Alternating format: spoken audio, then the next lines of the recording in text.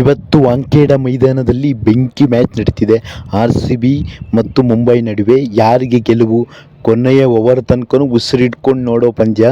ಇವತ್ತು IPL 2026ರ 19ನೇ ಪಂದ್ಯ royal Challengers Bengaluru ಮತ್ತು ಮುಂಬೈ ಇಂಡಿಯನ್ಸ್ ನಡುವೆ ಮುಖಾಮುಖಿ ಆಗ್ತಿವೆ.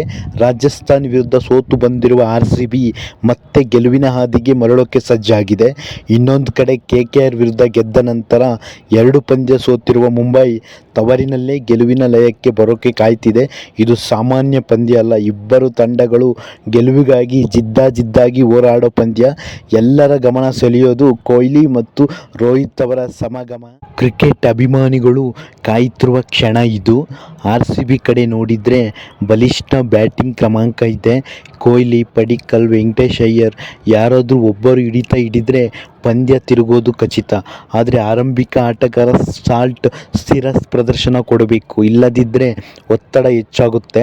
ಬೌಲಿಂಗ್ನಲ್ಲಿ ಏಂಜಲ್ ವುಡ್ ಬಂದಿದ್ದು RCBಗೆ ಬಲ. ಆದರೆ ಉಳಿದ ಬೌಲರ್ಗಳು ಸಹಕಾರ ಕೊಡಬೇಕು, ಇಲ್ಲದಿದ್ದರೆ ದೊಡ್ಡ ಮೊತ್ತ ಕೂಡ ಉಳಿಸೋದು ಕಷ್ಟ. ಮುಂಬೈ ಕಡೆ ನೋಡಿದರೆ ಅನುಭವಿಗಳ ತಂಡ. ರೋಹಿತ್ ಶರ್ಮಾ, ಸೂರ್ಯಕುಮಾರ್ ಯಾದವ್ ಪಂದ್ಯವನ್ನು ಏಕಾಏಕಿ ಬದಲಾಯಿಸುವ ಸಾಮರ್ಥ್ಯ ಹೊಂದಿದ್ದಾರೆ.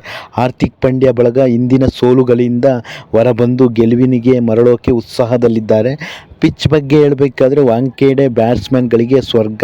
ವೇಗದ ಮೈದಾನ, ದೊಡ್ಡ ರನ್ಗಳು. ಇವತ್ತು ಮಳೆ ಬೀಳೋದು ಖಚಿತ.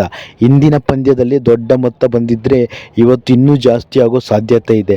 ಈಗ ಯಾರಿಗೆ ಗೆಲುವಾಗಬಹುದು? RCB ಆರಂಭದಲ್ಲೇ ದಾಳಿ ಮಾಡಿದರೆ ಪಂದ್ಯ ಹಿಡಿತಕ್ಕೆ ತರಬಹುದು. ಆದರೆ ಮುಂಬೈ ತವರಿನ ಲಾಭ ಬಳಸಿದರೆ RCBಗೆ ಕಠಿಣ ಸವಾಲು.